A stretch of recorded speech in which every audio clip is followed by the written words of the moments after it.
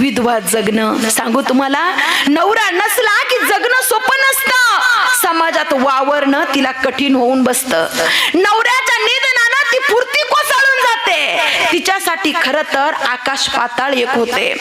अरे डोंगरा एवढं दुःख पिऊन तिला पुढे चालायचं असतं आणि विरहाचं विष पिऊन तिला मुलांना सावरायचं असतं. आणि याच स्त्रियांना काही लोक म्हणतात ना, विधवा स्त्री ही चारित्र्यहीन असते असं काहींना वाटतं. सांगेन मी, तिच्या मस्तकावरलं कुंकू गेलं हा तिचा काय दोष होता महाराज.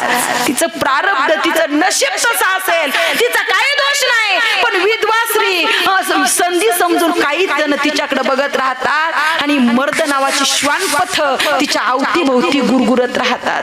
आणि काही जण आहेत फुकटचा सल्ला देतात, तू लग्न करून टाक असा फुकटचा सल्ला देतात आणि वासना धुंद नजरांचा तिच्या शरीरावर कायमचा हल्ला करतात. सांगू, समाजात अशा स्त्रियांना कमी मान मिळतो मायबाप.